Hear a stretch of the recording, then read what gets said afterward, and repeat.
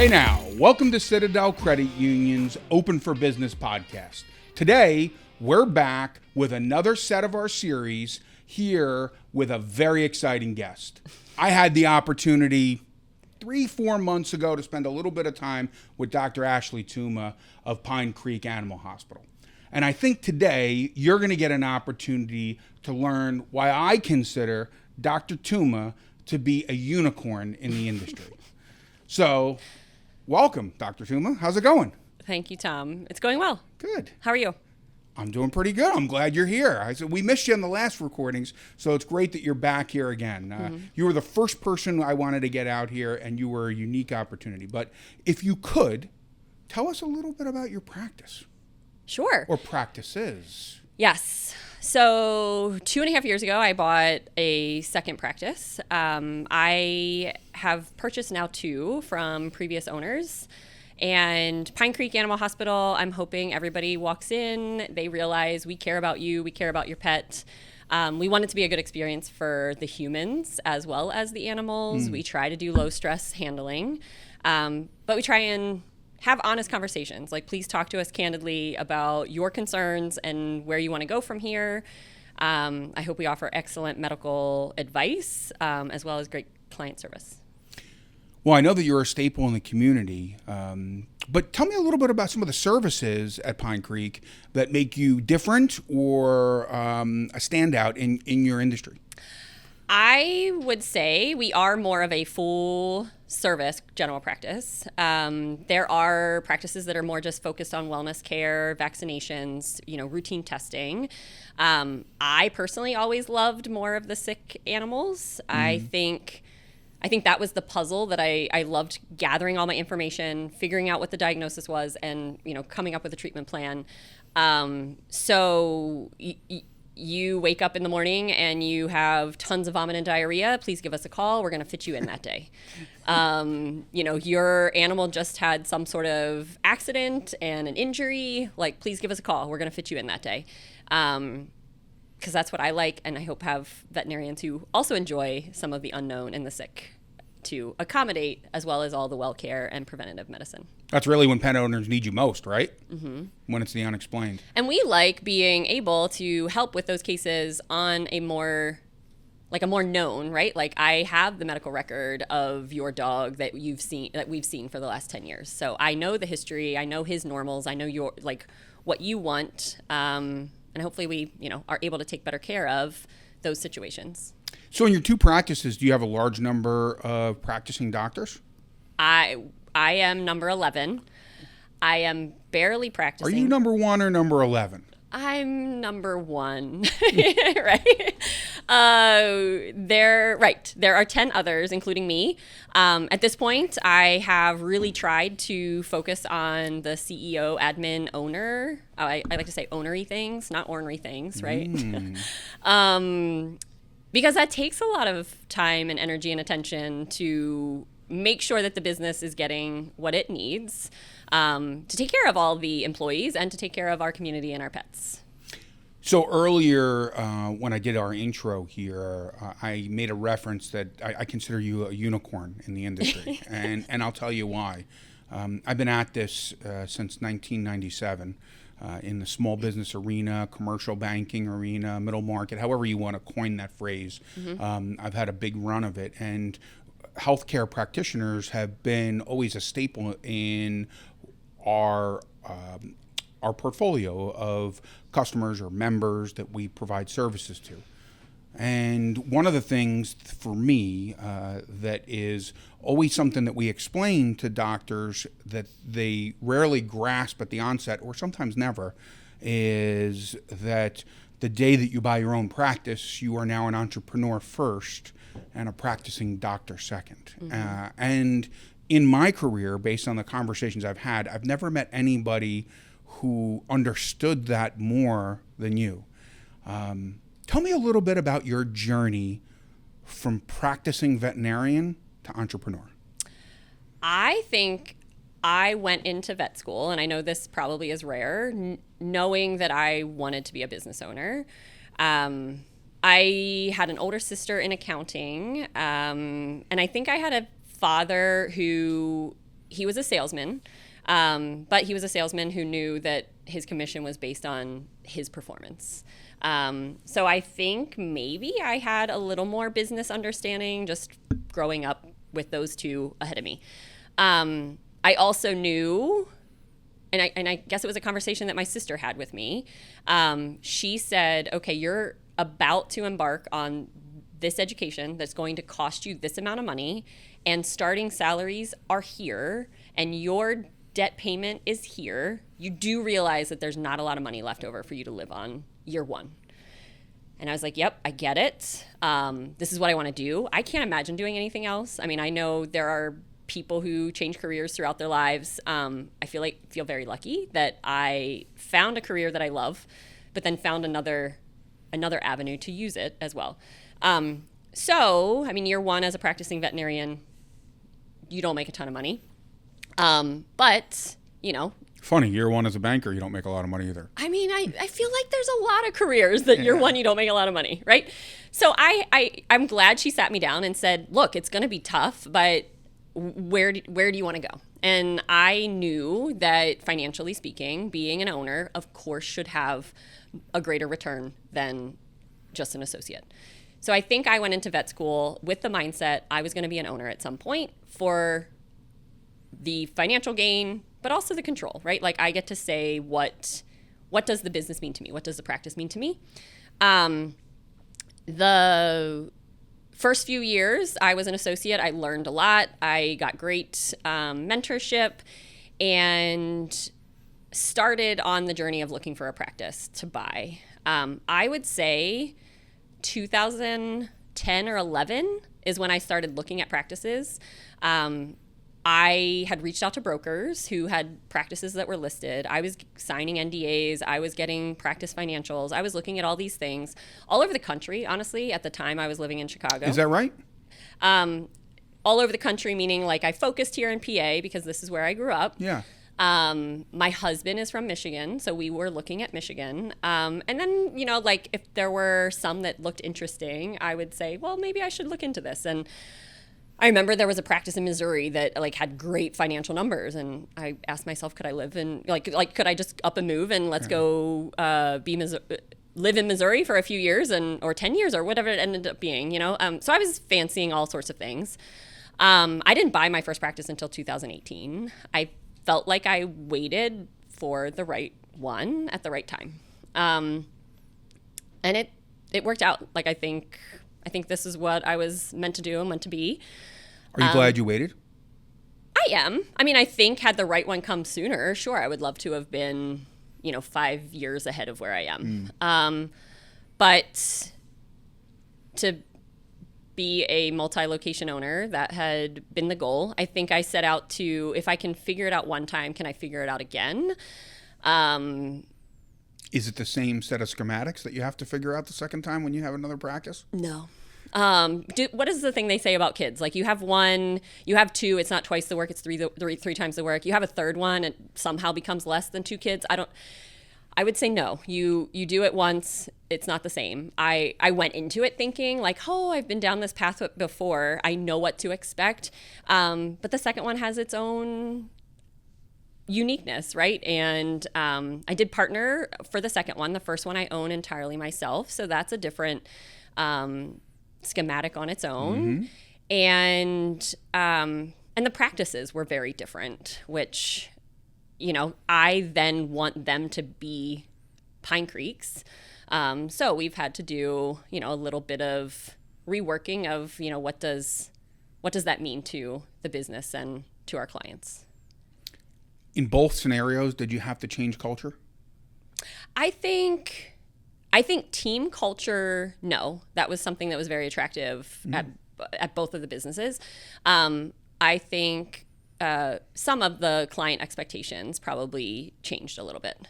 So, Dr. Tuma, sometimes through a successful journey, you say to yourself the old saying that you heard from your parents, which is, if I knew then what I know now, It's an opportunity for you to reflect back on your professional journey and things that were learnings for you throughout the time frame of your business growth, right? Because each one of your practices are a living, breathing organism, right? So when you think back on things that you learned through your journey, what could you share with our audience so other business owners could learn from some of the things that you've experienced? I think, looking at a business that you want to purchase, write down a few questions. What does it have that is on the positive side? What does it maybe have on the negative side? I don't know. Like a pro-con list, right? Like there are things in life that we should always do a pro-con list about. At this point, I think now I also like what are the make-break items? I think I have a list of questions. Should I look into a third practice? What is the team culture there is very important to me. What is some of the business philosophies? And that's hard to figure out what a business philosophy is, but can you garner up some questions to sort of figure out, well, in this situation, how would the team handle it? Or what would the outcome be ideally if you have some of these tougher situations? When I first met with you, one of the things that was helpful in our dialogue was your immediate awareness surrounding financial analysis. And my first thought was, it's too bad she's a veterinarian. She would have been a hell of a commercial banker. But after second thought, I think the world's a better place with Dr. Tuma providing us with veterinary services. Thank you.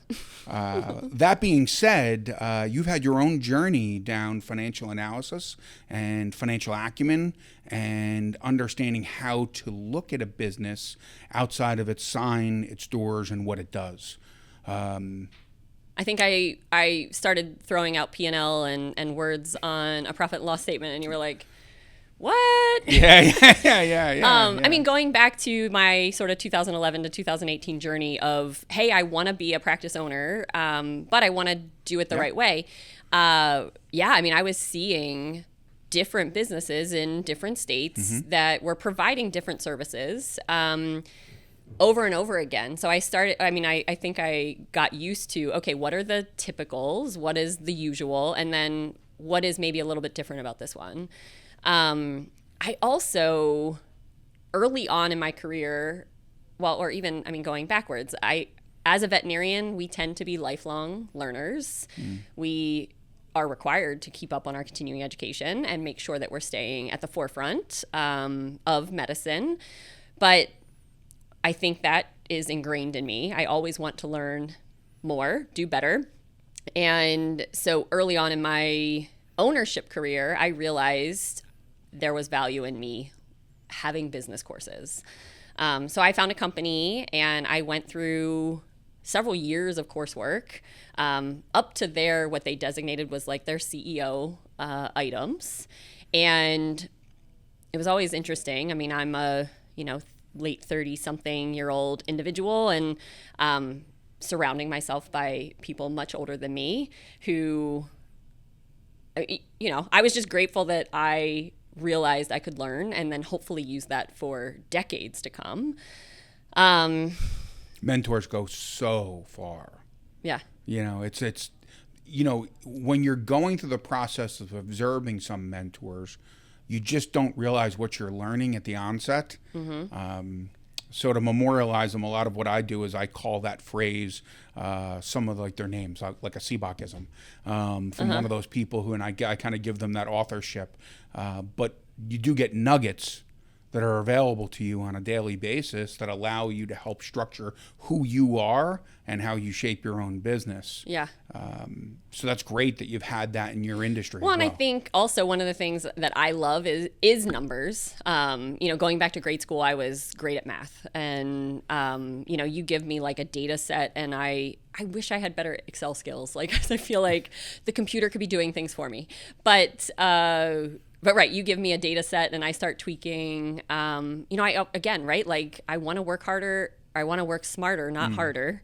So if there's a way for us to observe some data and come up with a better solution, I'm all for it, because let's not make it arduous. And I mean, hopefully you also realize that about my practices. Like we try to have fun when we can have fun.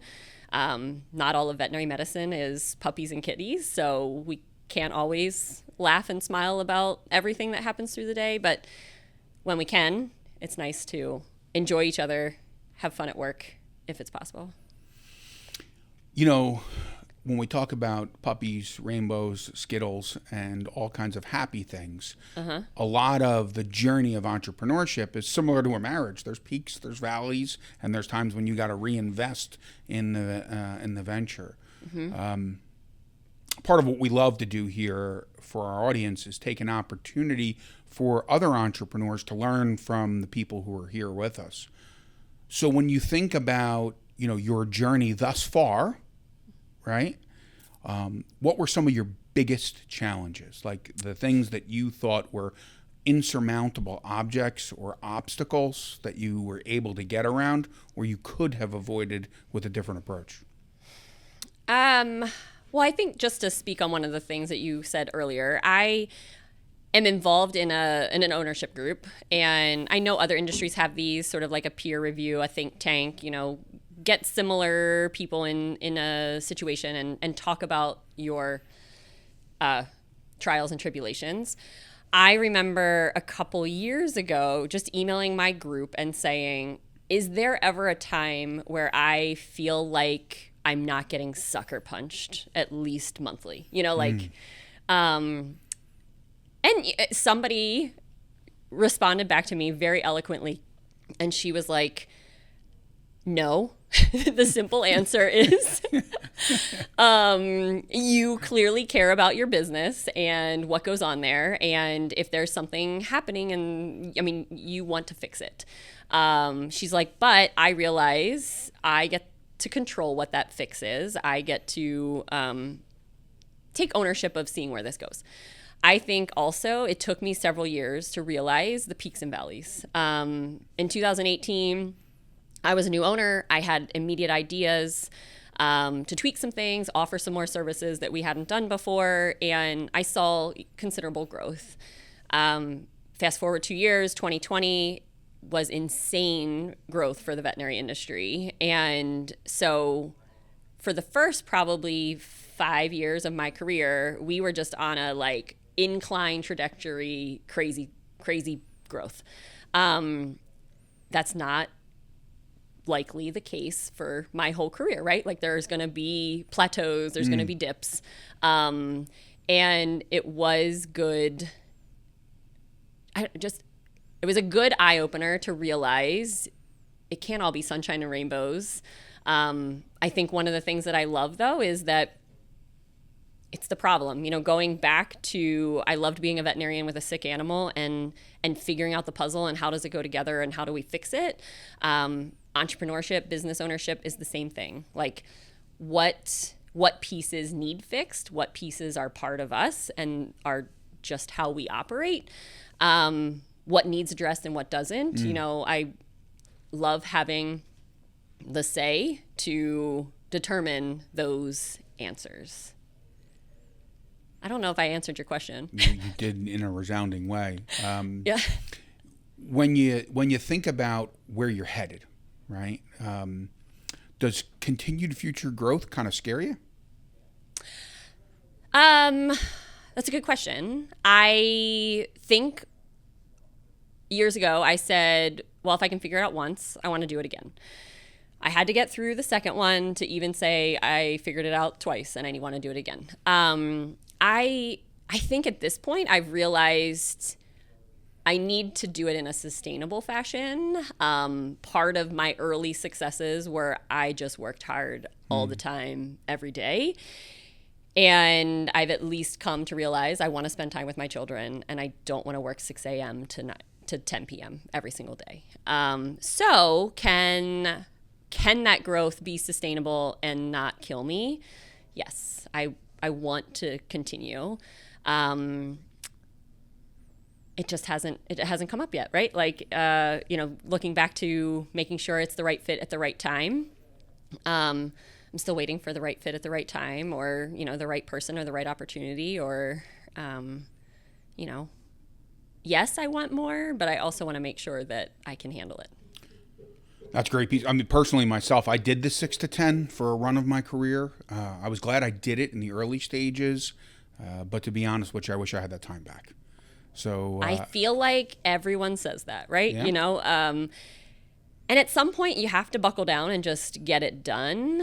But yeah, I mean, 2 years ago, I was building out. We were designing a building, ended up going with a leasehold situation for the second practice, and I got to ground up design what this building looked like. Personally, that was super fun. My college career, actually, I started out as an architect major, and I find that just like workflow and how to make the building work for the business, very intriguing. So I loved the project. However, there were so many breakfasts. I mean, I started my day with emails to the contractor, and I worked through breakfast instead of chatting with my kids. And then I see them having their phones and tablets at breakfast because they see mommy having her laptop at breakfast. And I'm like, well, that's maybe not what I wanted our family meals to be. So yes, I mean, part of my journey to get here was putting in some extra hours, and I'm grateful for it. But I think I've at least learned a little bit of my lesson to know when to shut it down. I call that the Kenny Rogers method: know when to hold them and when to fold them. I like that. Yeah. Mm-hmm. Yeah. What led you from architecture to veterinary services? Ooh, this could get a little interesting. If you had asked the 16-year-old me, I was going to be a horse vet. The horse vets in my area were solo practitioners. They are on call 24/7 for their clients. I also knew I wanted to be a mother and have children. And so getting a phone call at 2 a.m. to go out for a colicky horse when I have young kids at home, that sounded less than ideal. I also loved building. I could look at a floor plan and I could picture that building. And so I started in high school taking some extra AutoCAD courses. For fun. For fun. Yeah. Because, right, I went to YTI. I went to YTI and took a college level course. And I applied then to colleges, architect programs. But I told myself I needed to make sure it was a school that had a good science background, or program or college. And so got accepted, went to architecture school at University of Maryland. After my freshman year, I worked for an architect, and I think he hired me expecting a gopher. I'm going to like pick up the blueprint copies, get everybody coffee. I actually was a draftsman for him. Like I could, I mean, I wasn't finalized, but I could do a lot of things. And then that first summer we had a contract with PNC Bank. Oh, can I mention that? You sure can. And I got to go out on surveys and, 19 years old, get a stipend for food and mileage. And we were staying in hotels, and we would go out and just measure these buildings to draw them up. Living my best life. I was like, this is awesome. My next summer, so I finished my sophomore year of college. My next summer is the summer after 9/11, and the building industry took a downturn. I then am sitting in the office. I feel like trying to figure out who to bill, like whose project to work on, who to bill. Getting a little bored, realizing I'm sitting with the same 8 people for the rest of my life. I'm like, I'm at a computer, I'm at a desk. I don't know if this is my jam. I will also say I lost my mother that summer. And I think just some introspection, it was the kick in the butt where I was like, is this right for me? I'm getting bored. So I decided to make a appointment at University of Maryland. I talked to somebody in the biological science. I just wanted to like figure out what does finishing pre-vet coursework look like. I ended up going there. We switched my whole, like I was out of the architecture college. I was into the biological sciences. My whole schedule changed. I mean, it was a bit of a life-turning event. I called my dad and I'm sort of panicking, but felt right. Fast forward to my junior year of vet school. And, you know, at this point, this is 5 years after my mom passed away. My dad has a conversation with me and says, your mom always knew you were going to be a veterinarian and wanted to push you in that regard. And it was an argument that they had. And my dad said, I don't want to push her. I want her to figure it out on her own. And it's evoking some emotion because here I am, a veterinarian, or almost a veterinarian, right? I'm going into my senior year and my dad is telling me my mom always knew this is where I would be. So She'd be very proud of you today. I mean, I think so. She was pretty awesome in and of herself. Very hardworking, very good-natured person. So if I'm a little bit like her, I'm doing okay. Well, Yeah. I'd say you're a lot like her. On a lighter note, some of your journey has been astounding, not just in the career change and the shift in the mindset from entrepreneur to CEO to leader to boss to practicing veterinarian to care for animals, care about people. So we're just mentioning all the hats, community, right? Like all the hats you get to wear. But you can't get there alone, right? Mm-hmm. So throughout your journey, who have been some of the key constituents that have been business partners or business associates that have helped you along the way? Ooh. I mean, truly thinking about the business aspect of it. I mean, I think I would talk about the previous practice owners that I worked for and, you know, what they did. I basically had 2 associate jobs at medium to larger hospitals and, you know, seeing what they did in that situation and maybe how I would do it differently was great in my learning. I think taking it upon myself to learn from business people. Like I worked with a group for years and hired a business consultant early on. And then really also just this owner group that I have been a member now for 3 or 4 years, just having the ability to email those people and say, hey, this is the situation I'm in. Are the owners all veterinary owners? So they, yes, pretty much are. Well, that's a specific mentor who's been through something very similar for you as a resource. Yes, exactly. And in my group, I mean, you start organizing similarly, right? So my group, I think our minimum is $3 million in annual revenue. So every practice that's in there is a multi-doctor practice and several are multi-location. So having that ability to just email those questions and say, hey, this is what I'm struggling with right now, and get 5 answers to this is how I would handle it, or this is what I did when I was in that situation, has been invaluable.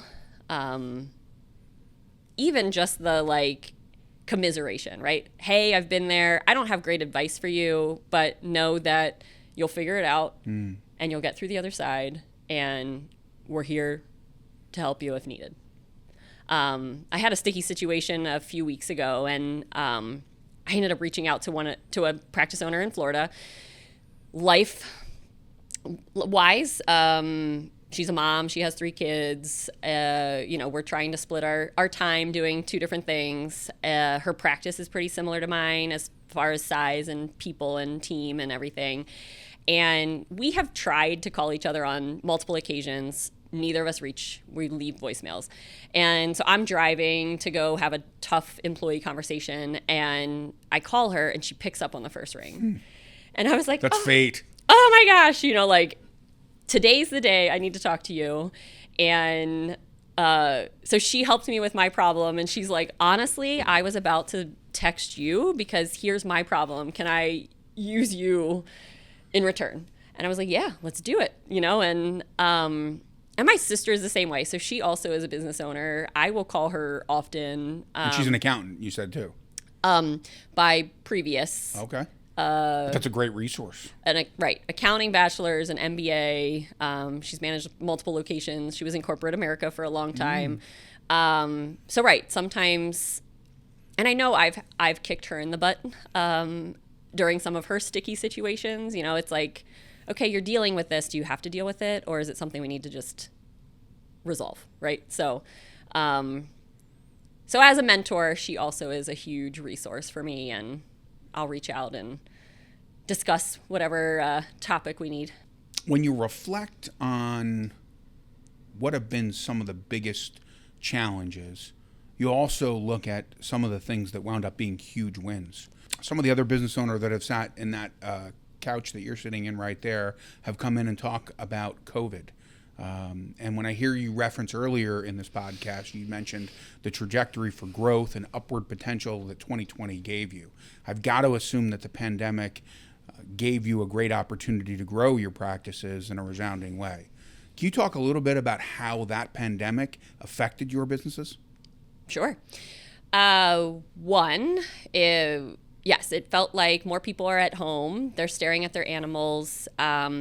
We had one bout of diarrhea, and we brought Fluffy in. You think about our day-to-day lives. You're gone from the house from 8 a.m. to 6 p.m. Fluffy might have one bout of diarrhea, and you totally miss it, and we never brought the animal in. During that 2020 time frame, I did have a fairly local practice lose their small animal veterinarian. And I took the opportunity to not hire that one in particular, but I saw that, okay, all those clients now need a veterinarian to care for their patients, pets. So I grew by 2 doctors in a year, which is pretty insane. But looking at it from a business perspective, there was business out there to be had. Right. I just had to figure out how to manage it. And that was COVID that was 2020 to 2023. The whole run. Yeah. Well, there was puppy insanity too, right? Dogs went from $500 a piece to $7,000. Yeah. At one point I had $60,000 in puppies in exam room 2. Really? Yeah. And I think they all were sold and spoken for. They were just in there getting their 2-month exam. In 2020, I was a 2.2 doctor practice. I probably can't list this off year over year, but now I have some part-timers, but now I am probably an 8.5 doctor practice. Wow. So for the last 5 years, I've gained 6+ doctors. So I would average over a doctor a year. That's tremendous. Yeah. Not a lot of people benefited from COVID in a resounding way like that. Some people did, but you literally quadrupled the size of your business. Yes. Interesting. Yep. What were the challenges of growing at that pace? Everybody sees that as a home run. Right. But if you can't manage the growth, right, that can cripple a business. Right. So how did you manage that? I think control, systems, the right people, and hopefully delegating tasks to others. I feel like you were listing off sort of all the hats that get put on to an owner or an entrepreneur. I think especially once you become a multi-doctor practice, you need controls. Well, and I don't want my client to come in and see Dr. A one day who says B, and then the next day they see Dr. Z who says Y, and they're like, whoa, like you're conflicting each other. That's confusing the client. The pet's not getting the care that they should be getting.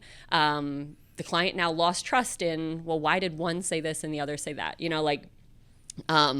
So, I mean, we have monthly doctor meetings, both locations. We're on a group thread. We talk about difficult cases.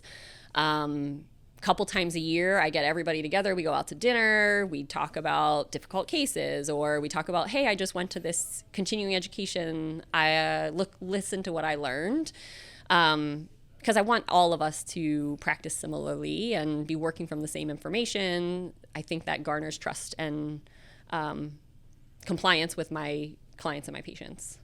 Talent management, right? So you've got these very talented, highly intelligent practitioners that you need to keep engaged and foster an environment of working together in a collaborative environment.